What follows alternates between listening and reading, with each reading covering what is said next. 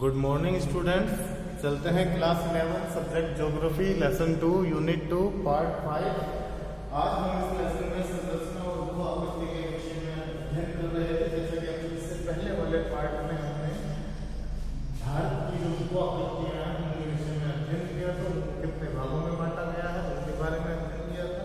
अब हम चलते हैं आगे की ओर। उत्तर पश्चिमी शाखाएं, यानी जो हमारे भारत का उत्तरी भाग है वो उत्तरी भाग किन किन शाखाओं में विभक्त हो जाता है, यानी नदियों के द्वारा जो आकृतियां बनती हैं, जो शिलाकृतियां बनती हैं, उनमें क्या चेंजेस आते हैं और किस तरीके से वो आकृतियां बनती हैं। उत्तर पश्चिमी शाखाएं, उत्तर पश्चिमी का अर्थ हो गया, जैसा कि हमने आपको पहले भी बताया था कि जो ये वाली दिशा है इसे कहेंगे नॉर्थ यानी उत्तर, ये साउथ यानी दक्षिण, और ये आपका पूर्व यानी ईस्ट, और ये आपका पश्चिम यानी वेस्ट। तो उत्तर पश्चिम की बात होती है तो इसी दिशा में हम चलते हैं। जैसे कि उत्तर पश्चिम यानी इस एरिया में जो शाखाएं हैं उनके विषय में बताया गया है। ये शाखाएं सिंधु नदी से परे उत्तर पूर्व से दक्षिण पश्चिम दिशा में विस्तृत है। इनमें हजारा, सुलेमान, गुनारी, किरचर तथा मैक्सन सम्मिलित हैं। ये सभी विभिन्न विभिन्न क्षेत्रों में जो हमारी सिंधु नदी यहाँ से निकलती हुई मानेसर मानसरोवर से निकलती हुई तिब्बत में निकलती हुई विभिन्न शाखाओं में विभक्त हो जाती है। ये हमारी उत्तर पश्चिम दिशा है। ये उत्तर पश्चिम की शाखाएं हैं जिनका मैंने अभी नाम लिया था। एक बार दोबारा रिपीट कर देता हूँ। हजारा, सुलेमान, भुक्ति, किरथर तथा मैक्सन इन शाखाओं में सम्मिलित है। नेक्स्ट आता है उत्तर पूर्वी शाखाएं। उत्तर पूर्वी से हमारा ये हमारा उत्तर हो गया, ये पूर्व हो गया। अब इस तरह की जो नदियां की शाखाएं हैं उनके विषय में है। असम के उत्तर पूर्व में हिमालय पर्वतमाला ब्रह्मपुत्र नदी को पार करके दक्षिण पश्चिम की ओर मुड़ गई है। ये हिमालय की पूर्वी शाखाएं हैं। यानी कहने का भाव यह है जो ब्रह्मपुत्र नदी है जो हमारे पूर्वी भाग में विभिन्न शाखाओं के द्वारा जल मुहैया करवाती है, उसके विषय में है। इसमें असम के क्षेत्र है और जो हमारे अरुणाचल प्रदेश के क्षेत्र है, यहाँ पर ब्रह्मपुत्र नदी के द्वारा जल प्राप्त किया जाता है। नेक्स्ट आता है हिमालय का प्रादेशिक विभाजन, यानी जो हमारा हिमालय का विभाजन है कि हमारे उत्तरी भाग में जो बृहद हिमालय है, बड़ा हिमालय है, मध्य हिमालय है और शिवालिक की जो पहाड़ियाँ हैं उनमें डिफरेंस मैं आपको पहले भी बता चुका हूँ कि जो हमारी बृहद हिमालय की पहाड़ियाँ होती हैं इनकी ऊंचाई लगभग 6000 मीटर के आसपास होती है, और जबकि मध्य हिमालय में जो पर्वत श्रृंखला है लघु हिमालय मध्य हिमालय जिसे हम कहते हैं या हिमाचली या हिमाद्री भी हम उसे हम कहते हैं, उसकी होती है 4500 मीटर के लगभग, और जबकि शिवालिक की जो पहाड़ियाँ होती हैं उनकी ऊंचाई होती है 900 से 1100 मीटर के लगभग। अब हम चलते हैं इनका जो हमारे भारत के विभिन्न राज्य हैं, विभिन्न प्रदेश हैं, उनके अकॉर्डिंग हिमालय को कितने भागों में बांटा गया है। 5 भागों में बांटा गया है। उनका अध्ययन आज हम करेंगे, जिसमें कश्मीर हिमालय अथवा उत्तर पश्चिम हिमालय सम्मिलित है। इसके विषय में अगर हम बात करें तो कश्मीर हिमालय भारत के उत्तर पश्चिम में सिंधु नदी के रावी नदी तक फैला हुआ है। हिमालय के इस भाग में 4 प्रमुख पर्वत श्रेणियां पाई जाती हैं: कराकोरम, लद्दाख, जास्कर और पीर पंजाल। वृहद हिमालय और कराकोरम श्रेणियों के बीच पाया जाने वाला कश्मीर हिमालय का उत्तर पूर्वी भाग एक ठंडा मरुस्थल है। कश्मीर और उत्तर पश्चिम हिमालय अपने विलक्षण सौंदर्य और खूबसूरत दृश्यों के लिए पूरी दुनिया में मशहूर है, जैसे वैष्णो देवी, अमरनाथ की गुफा और चराय ए शरीफ। ये सभी आपके उन्हीं क्षेत्रों में हैं जो एक पर्यटक स्थल भी है। तो श्रीनगर झेलम नदी के किनारे बसा हुआ है। श्रीनगर में डल झील एक रोचक भौतिक लक्षण है। कश्मीर हिमालय के दक्षिणी भाग में अनुदैर्घ्य घाटियां पाई जाती हैं जिन्हें दून कहा जाता है। अनुदैर्घ्य घाटियों का अर्थ हो गया जो हमारी ऊबड़ खाबड़ इलाके में पाए जाते हैं, अनुदैर्घ्य के जिसमें विभिन्न शैलों का मिश्रण हो, उसे हम अनुदैर्घ्य शैल भी कह सकते हैं या अनुदैर्घ्य घाटियां भी कह सकते हैं, क्योंकि वहाँ पर अधिकतर ज्वालामुखी विस्फोट से बनने के कारण इस तरीके की आकृतियां पाई जाती हैं। नेक्स्ट आता है हमारा हिमालय और उत्तराखंड हिमालय।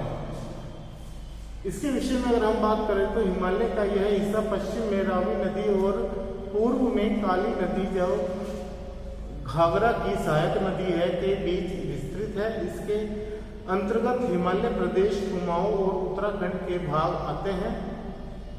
यह प्रदेश भारत के दो प्रमुख नदी तंत्रों, नदी तंत्र का मतलब हो गया कि जो नदी का बहने का तरीका होता है कि नदी किस तरीके से बह रही है और वो अपने किन क्षेत्रों को, बेसिक क्या होता है ये आपके आ रहा है।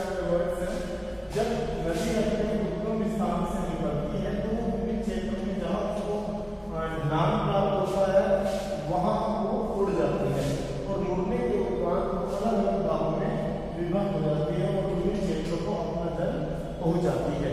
तो एक विशेष क्षेत्र को अपने जल पहुँचाने की प्रक्रिया को हम कहेंगे बेसिन। और डेल्टा क्या होता है, तो एक आकृति जब ये समुद्र में विलीन हो जाती है ये नदी और एक त्रिभुजाकार आकृति बनाती है, इस त्रिभुजाकार आकृति को हम कहते हैं डेल्टा। तो आगे की बात हम चलते हैं। सिंधु और गंगा द्वारा अपवाहित, यानी जब सिंधु और गंगा अपने उद्गम स्थान से निकलती है और विभिन्न भागों में विभक्त होती है तो अपने साथ कई महीन अवसाद यानी छोटे छोटे कण जो मिट्टी के होते हैं या मोटे कण जो चट्टाने या पत्थर टुकड़े वगैरह होते हैं जो पानी के तेज बहाव के कारण पानी के साथ बहाव कर आ जाते हैं। यहाँ वृहद हिमालय की कुमाऊं व गढ़वाल पहाड़ियों में घोटिया प्रजाति के लोग रहते हैं। ये लोग खानाबदोश हैं। खानाबदोश का अर्थ होता है जहाँ पर इनके पशु के लिए चारा विद्यमान होता है, ये अपने पशुओं के साथ उस स्थान पर चले जाते हैं। यानी एक प्रकार का घुमंतु जीवन ये व्यतीत करते हैं, जो अपने अनेक पशुओं के साथ गर्मियों में बुखाल में चले जाते हैं और सर्दियों में घाटियों में लौट आते हैं।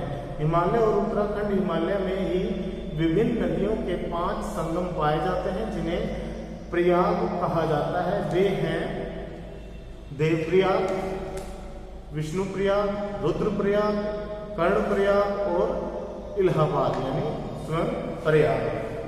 इसके बाद आता है हमारा उत्तराखंड के विषय में हमें बात करनी है।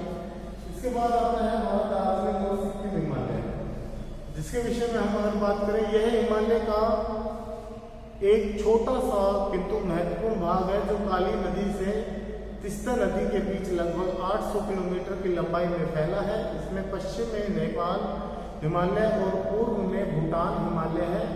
यहाँ हिमालय की सर्वाधिक ऊंची चोटियाँ एवरेस्ट, कंचनजंगा, धौलागिरी, मकाल तथा अन्नपूर्णा आदि स्थित हैं। इन पहाड़ियों के ऊंचे भागों में लेप्चा जनजाति पाई जाती है। सिक्किम और दार्जिलिंग हिमालय प्राणी जात, वनस्पति जात, रमणीय सौंदर्य और रंग बिरंगे विचित्र आकार के फूलों के लिए प्रसिद्ध है। इसके बाद आता है हमारा अरुणाचल हिमालय। अरुणाचल हिमालय की अगर हम बात करें तो अरुणाचल हिमालय का विस्तार भूटान हिमालय से लेकर पूर्व में डिफू दर्रे तक है। यह श्रेणी दक्षिण पश्चिम से उत्तर पूर्व की ओर फैली हुई है। यहाँ हिमालय की ऊंचाई पुनः कम होने लगती है। यहाँ की अधिकतर जनजातियाँ झूम खेती, स्थानांतरित कृषि हम कहते हैं, इस प्रकार की खेती को काटो और जलाओ, कर्तन अथवा दहन खेती भी कहते हैं। अरुणाचल हिमालय में प्रचुर जैव विविधता पाई जाती है जिसका संरक्षण यहाँ के स्थानीय समुदायों ने भली भांति किया है। नेक्स्ट आता है पूर्वी पहाड़ी और पर्वत। ब्रह्मपुत्र नदी के पूर्व में स्थित हिमालय पर्वत के इस भाग में पहाड़ियों की दिशा उत्तर से दक्षिण की ओर है। इन पहाड़ियों को यहाँ स्थानीय नामों से जाना जाता है। उत्तर में इन्हें पटकाई नगा पहाड़ियाँ, मणिपुर पहाड़ियाँ और दक्षिण में इन्हें मिजो या लुशाई तथा अरकान पहाड़ियों के नाम से जाना जाता है।